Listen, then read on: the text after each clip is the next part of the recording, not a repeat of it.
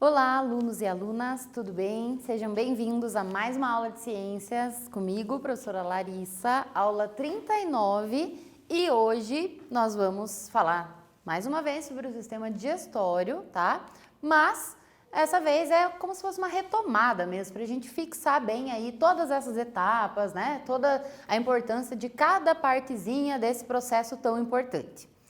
Então, relembrando aqui, em aulas passadas nós falamos dos órgãos, das estruturas, falamos da função de cada um deles e falamos das etapas da digestão. Então nós tivemos duas aulas sobre as etapas, né? Na primeira a gente foi da boca até o estômago e na nossa aula passada do estômago até o intestino. Nessa aula nós vamos retomar todos esses processos, ok?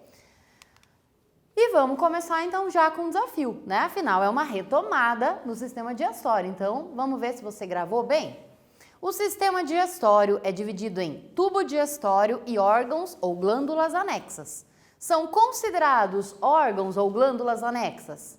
Na afirmativa A, o fígado, o pâncreas e os intestinos? Na afirmativa B, o fígado, o estômago e o pâncreas? Na afirmativa C, as glândulas salivares, o fígado e o pâncreas, ou a D, as glândulas salivares, o esôfago e o estômago?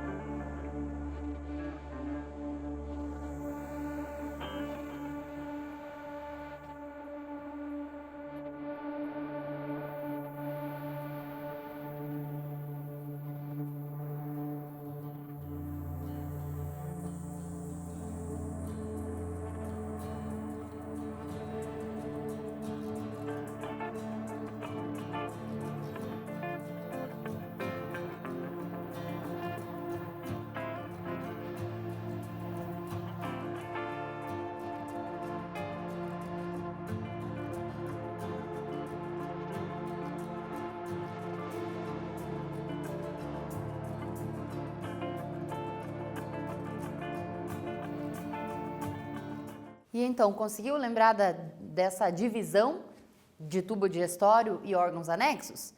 Então vamos dar uma olhadinha. Na afirmativa A, o fígado e o pâncreas são sim glândulas anexas. Porém, os intestinos não são glândulas anexas. Eles são órgãos do tubo digestório, tá? Então, já eliminamos a afirmativa A. A B, fígado é uma glândula anexa, estômago não. O estômago faz parte do tubo digestório, enquanto o pâncreas é também uma glândula anexa. Então, já eliminamos a B também. Na afirmativa C, as glândulas salivares, o fígado e o pâncreas, todos eles são glândulas anexas, órgãos anexos. Então, esta era a nossa alternativa correta. E a D, qual delas aqui, dessa afirmativa que não era órgão anexo? O esôfago e o estômago, né? Que são estruturas aí do tubo digestório, beleza? Então, tá aqui essa divisão, só para frisar bem, o tubo digestório faz parte dessa parte que a gente chama de tubo digestório a boca, a faringe, a laringe, né? Que é um órgão comum ali onde está a epiglote, o esôfago, o estômago e o intestino, tanto delgado quanto grosso. Já os órgãos ou glândulas anexas são as glândulas salivares, que estão na nossa boca, né? O fígado e também o pâncreas, tá? Relembrando aqui, temos um exercício. Identifique as estruturas do sistema digestório, siga então as letras e escreva o nome. Então, a ideia deste exercício é você lembrar de todas as estruturas que estão aqui com as letras. Eu já coloquei aqui a primeira, né, representando a boca, e já coloquei aqui a última, que é a letra J, que é o reto ali, né, o finalzinho do intestino grosso, onde está o ânus, onde termina o processo. Então, coloquei o início e o fim do tubo digestório. Agora é com você lembrar o nome das outras estruturas. Vamos lá? Anota aí.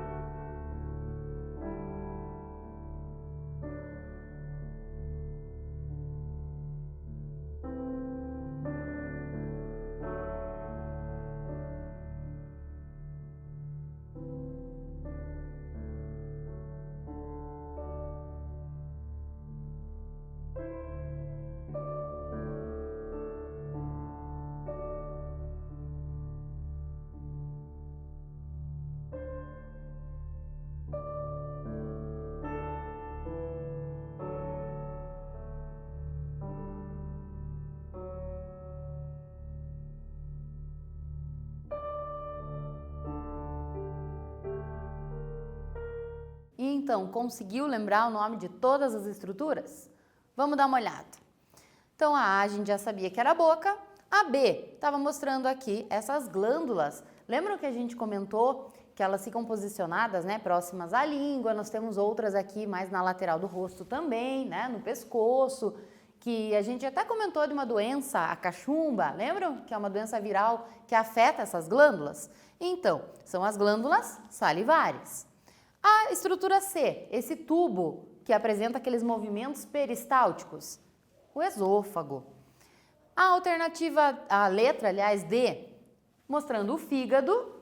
Depois, a E, mostrando aqui esse órgão em laranja, que tem um formato de bolsa, né? O nosso estômago. F, a letra F estava mostrando aquela bexiguinha verdinha, tá? Que fica dentro do fígado, que é a vesícula biliar. Em G, lá atrás do estômago, não aparecia direito, né? Mas lembra que atrás do estômago ali é o nosso pâncreas que fica posicionado. H, aquele intestino mais comprido, cheio de curvas, que é o intestino delgado. E intestino mais curtinho, que fica em volta, né, que é o intestino grosso, e o J já estava respondido aí para vocês. Beleza? Espero que tenha relembrado todos esses nomes, né, que vai ajudar aí para o restante dessa aula. Então vamos lá, continuando. Vamos retomar aqui as etapas. Então, o processo digestório ele vai começar na boca e lembrando aqui, na boca vai acontecer a mastigação. Então, em outra aula nós falamos até um pouquinho sobre a dentição, né? Nós temos incisivos, caninos, molares, pré-molares.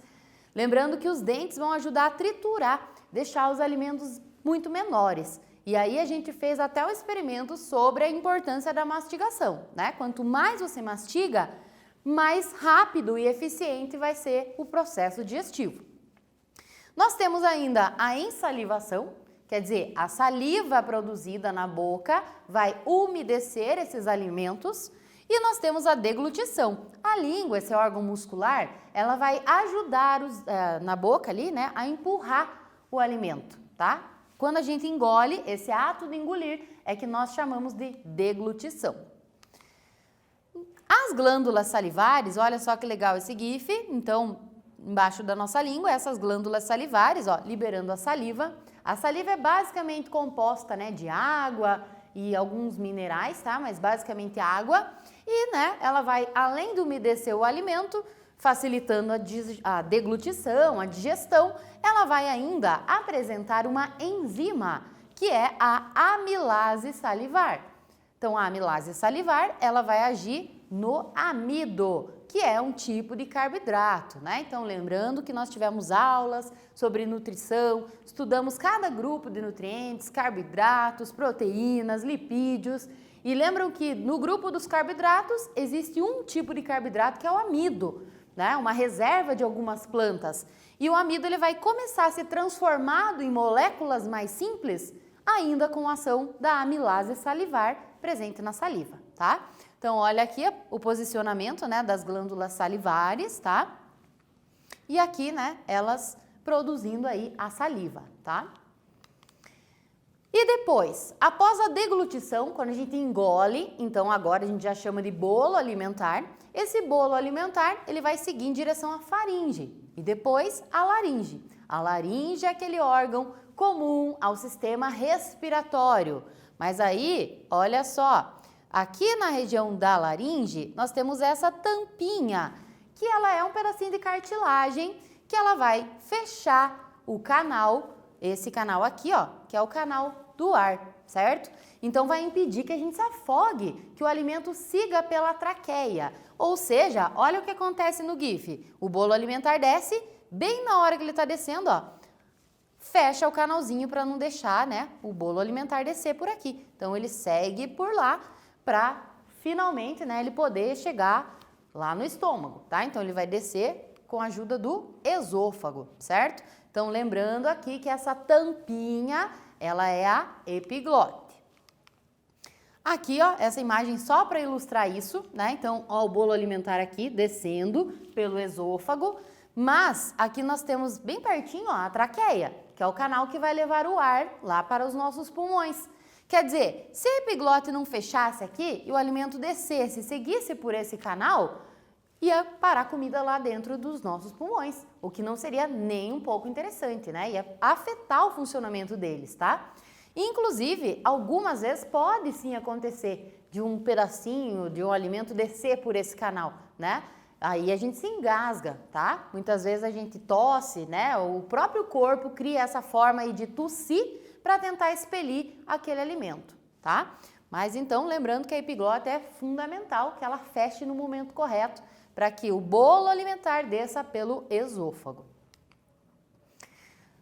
Olha só, um GIF aqui também mostrando o bolo alimentar descendo pelo esôfago. Então, ele desce bem lentamente, né, até chegar lá no estômago. Esses movimentos peristálticos, que a gente chama, são movimentos involuntários, ou seja, o cérebro não precisa comandar, né? Você termina de comer, de almoçar, tomar café, seja qual for a refeição, esses movimentos vão acontecer naturalmente, tá? São pequenas contrações que vão levar, empurrar o bolo alimentar até o seu estômago. Chegando no estômago, o que acontece? Lá dentro do estômago, nós temos a produção do suco gástrico, ou seja, aquele líquido, né, composto de água, composto de enzimas e composto também do suco, esse suco gástrico é composto também do que a gente chama de ácido clorídrico, ou seja, é uma secreção ácida que é produzida pelas próprias paredes aqui, pelas células da parede, né, do estômago, que vão agir nos alimentos, agir no bolo alimentar, tá? E aí, temos ainda a pepsina. A pepsina é uma enzima presente ali que vai agir nas proteínas. Se você lembrar da nossa aula de proteínas, a gente viu que as proteínas são moléculas muito grandes, formadas por aminoácidos, lembram? E aí o que acontece? Para que os aminoácidos consigam ser aproveitados, né, no nosso organismo, tem que haver a digestão completa dessas proteínas. E essa digestão depende da atuação também da pepsina, lá no estômago, tá? Então aqui, né, uma imagem mostrando aí essa produção deste ácido, desse suco gástrico no nosso estômago. No estômago também continuam aquelas contrações, tá? O movimento peristáltico. E aí, quando chega no estômago, como a gente acabou de ver, e se mistura ali, esse bolo alimentar se mistura com o suco gástrico, daqui para frente a gente já não chama mais de bolo alimentar. Ele recebe uma outra denominação. Você lembra qual é? Vamos ver. Na alternativa A, quilo. Na alternativa B, quimo. Na C, massa alimentar. Ou a D, massa processada. E aí?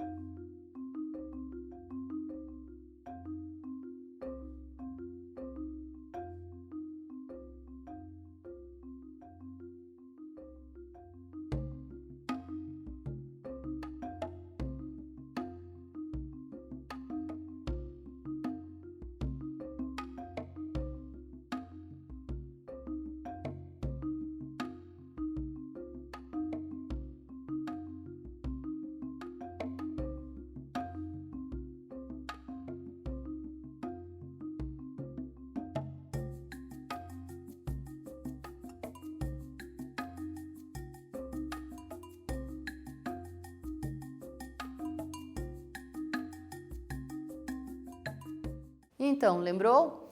Essa nomenclatura, quando esse bolo alimentar se misturou com o suco gástrico, ainda ali no estômago, a gente chama de quimo, tá? Então, a nossa resposta correta para esse quiz era a alternativa B. Seguindo, então, esse quimo segue agora em direção ao intestino delgado. A primeira porção lá do intestino delgado, que nós chamamos de duodeno, você lembra que coisas bem importantes vão acontecer ali.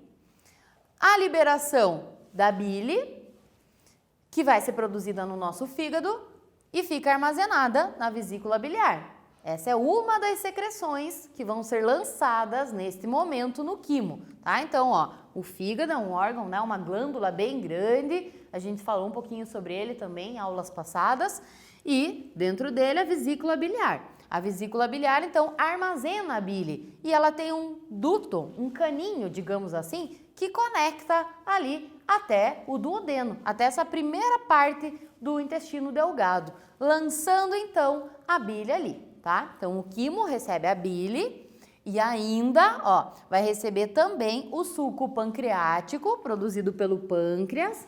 O pâncreas fica lá atrás do nosso estômago, né? Então, libera também aqui no duodeno, além da bile, o suco pancreático. E lembrando que dentro ainda do intestino delgado, nós também produzimos, tá? O chamado suco entérico, tá? Tudo isso vai agir em determinadas substâncias dos alimentos para facilitar a digestão. Mas será que você lembra a função, aonde que elas agem, essas secreções? Vamos ver se você lembra respondendo um exercício. Então, nós temos aqui a questão 2 dizendo o seguinte: explique qual a função das secreções produzidas pelas glândulas anexas abaixo. Nós temos aqui a A, perguntando então qual é a função da bile, aonde que ela age, e também a função do suco pancreático, que vai ser produzido, aqui ficou pelo fígado, tá? Mas desculpa, foi um erro, passou batido, acontece, né? Assim como na sala de aula, às vezes acontece, no momento que a gente tá fazendo, montando a aula ali, ficou, mas aqui é produzido pelo pâncreas, tá? Arruma aí já e tenta responder a função delas, que a gente já volta aqui para fazer a correção.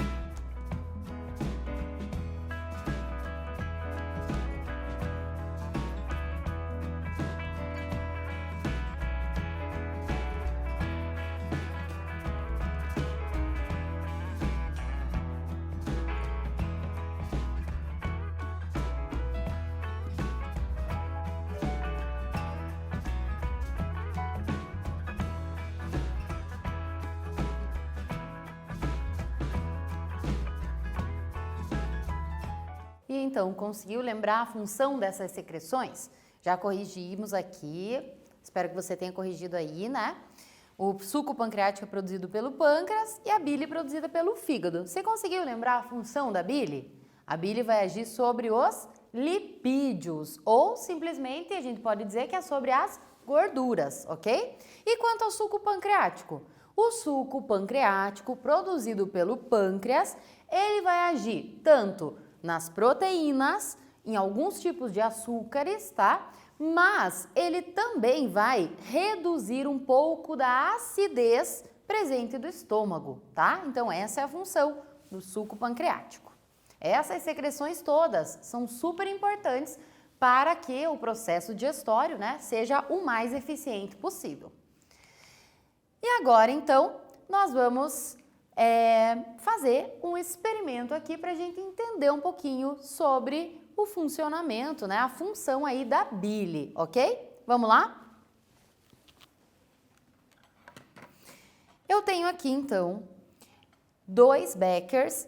Eles já estão com água, praticamente a mesma quantidade, e óleo de cozinha mesmo, óleo de soja, tá? Eu já deixei misturado aqui para adiantar as coisas. Então, a mesma quantidade em cada um. E o que eu vou fazer? Eu vou colocar detergente neutro, detergente normal, tá? De lavar louça em casa mesmo. Vou colocar um pouquinho num deles só. E no outro eu vou deixar sem. Vamos dar uma olhada no que vai acontecer. Então, coloquei o detergente. Vou usar este bastão de vidro para dar uma mexida aqui, para acelerar, né, esse processo. E, claro, né, que além da espuma que se forma, não é o objetivo a gente ver a espuma, mas o objetivo é a gente perceber aqui o que aconteceu com a gordura, com o óleo, tá? Nesse a gente tem a água e o óleo bem separados. Lembram que os lipídios, né, eles não se dissolvem em água. Então, aqui a gente tem essa separação, esses blocos grandes de gordura. E agora, aqui, com a ação do detergente, o que a gente observa? A quantidade de gordura parece ter diminuído. Na realidade, ela já foi quebrada parcialmente. Então, o detergente, ele tem essa ação de quebrar as moléculas de gordura. Ou seja, em comparação com esse becker, onde nós não colocamos o detergente, se a gente olhar esse, né, a gente percebe que a camada de gordura já foi quebrada, uma boa parte dela, tá? Então, a bile é mais ou menos esse efeito dela. É como se ela fosse um detergente que é lançado aí no nosso, né, intestino para quebrar um pouquinho, diminuir o tamanho das gorduras, dos lipídios. Entendido? Espero, né, que tenha dado para ver aí como as moléculas de gordura ficam menores com a ação aí da bile, né? Que no caso aqui, no nosso experimento, foi o detergente. E então, conseguiu lembrar a função dessas secreções tão importantes? Então, a bile, que é produzida pelo fígado, ela vai atuar nos lipídios, né? Ou simplesmente a gente pode dizer que é nas gorduras, tá? Quanto ao suco pancreático, que é produzido pelo pâncreas, corrigimos aqui já, tá? O suco pancreático, ele vai atuar em proteínas, em açúcares, mas ele também vai ajudar a reduzir, a diminuir a acidez do suco gástrico, ou seja, a acidez daquele ácido, né, que tinha sido produzido ali no estômago, tá? Então, tanto a bile quanto o suco pancreático são secreções que vão ser fundamentais para uma digestão eficiente. E agora, então, nós vamos fazer um experimento bem simplesinho para a gente entender um pouquinho de como funciona a bile no nosso organismo. Vamos lá dar uma olhada? Então, o que eu tenho aqui? 2 beckers com água e óleo, tá? Óleo de cozinha, óleo de soja. E num deles eu vou deixar assim mesmo e no outro eu vou colocar detergente neutro. Detergente desses que a gente usa em casa para lavar a louça. Vamos ver o que acontece? Colocando aqui o detergente, eu vou pegar esse bastão de vidro só para dar uma mexida aqui, tá? Para acelerar um pouquinho, né, esse processo. Eu não vou mexer demais para não fazer tanta espuma, tá? O que eu quero que você observe com isso? Olha só. As partículas de gordura no becker que está só com água e o óleo, né, a gente percebe nitidamente essa separação. O tamanho das partículas de gordura estão muito maiores. Quando a gente acrescenta o detergente, uma boa parte dessa gordura vai se quebrando em partes menores.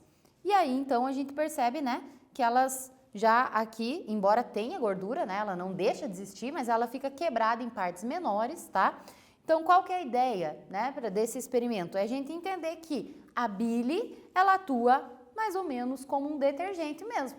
Ela vai agir quebrando as moléculas de gordura, os lipídios, em partes menores, para facilitar a digestão, certo? Então, olha só, aqui temos ainda a gordura, tá? Mas apesar dela estar presente, ela está em pedacinhos muito menores do que se a gente comparar com os pedaços, né, de gordura desse onde nós não colocamos o detergente, certo? Então a bile é como se fosse um detergente mesmo, ela emulsifica, ela quebra gorduras, tá? E lembrando, né, a bile é produzida então pelo fígado e fica armazenada na vesícula biliar. E se uma pessoa tiver problema aí com a bile, com a produção de bile, a liberação da bile, né, problema na vesícula ou no fígado, essa pessoa, ao consumir alimentos com bastante gordura, ela vai acabar sentindo azia, má digestão, né, porque ela não tem essa secreção que atua nas gorduras, então vai ser muito mais complicado nesse caso, ok? Seguindo aqui então, após a ação dessas três secreções, da bile, né, do suco pancreático e do suco entérico, o que era quimo agora se transforma em quilo, tá? Que nada mais é do que água e compostos que ainda não foram digeridos. E esse quilo vai para onde? Vai agora para o intestino delgado ainda, tá? Mas vai passando pelas curvinhas que nós chamamos de jejuno e ilho. O que acontece mesmo no jejuno e no ilho? Você lembra? Vamos ver se você consegue lembrar. Temos aqui uma questão. Nas paredes do intestino delgado, há projeções como essas da imagem de uma microscopia, tá? Isso aqui é uma imagem de microscópio de um pedacinho do intestino humano. Observe a imagem com atenção e responda ao que se pede. Como são denominadas essas projeções, essas curvinhas aqui? E qual a finalidade? Por que elas são importantes? Será que você lembra? Vamos lá tentar responder?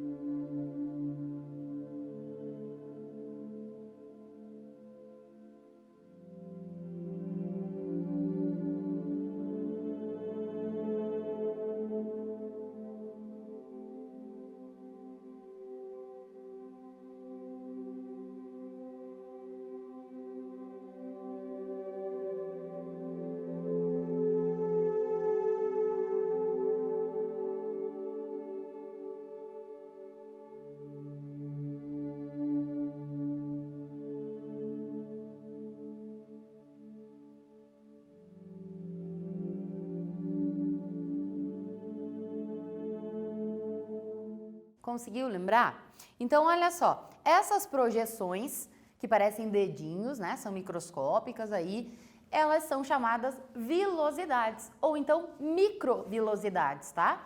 Estão presentes, né, no intestino delgado. E qual a finalidade delas? Aumentar a absorção de nutrientes. Percebam aqui, se fosse tudo reto, muitos nutrientes passariam, né? Não poderiam ser absorvidos. Mas à medida que a gente tem esse monte de curvinhas, temos várias áreas, ó, para que os nutrientes consigam ser absorvidos, beleza? Olha só aqui as vilosidades, né? Então elas são dotadas de uma parede muito fininha, pelo qual os nutrientes entram e caem direto nesses vasinhos sanguíneos aqui, que são os capilares. Ou seja, estando no sangue esses nutrientes, o sangue vai transportar os nutrientes até as nossas células, tá? E depois? Então, ainda no intestino delgado, esses nutrientes, né, vão sendo absorvidos, aproveitados, olha só. Então, essa imagem para a gente lembrar que os alimentos não entram nas células, eles são muito grandes. Então, a digestão tem todo esse papel de diminuir de tamanho os alimentos, transformar eles em moléculas mais simples, para que daí sim, essas moléculazinhas mais simples consigam ser absorvidas. E aonde que isso acontece? No intestino delgado, tá? Nas camadas que a gente chama de jejuno e ilho, certo? E depois? Depois os restos que não foram digeridos passam então para o intestino grosso. Lá no intestino grosso acontecem processos bem importantes. Então o intestino grosso é aquele, né, que está em volta, ele é mais curtinho, tá? Você lembra o que acontece nele? Vamos ver se você lembra. Temos aqui mais um exercício. O intestino grosso é um tubo de aproximadamente 50 centímetros de comprimento. Então, ele é bem mais curto. O outro tem aproximadamente 7 metros de comprimento, se nós fôssemos esticar todo ele, tá? Mas, né, ele é tão importante quanto o outro. Quais são os processos importantes que acontecem no intestino grosso? Você lembra? Tenta fazer aí, escreve aí, que eu já volto para a gente corrigir.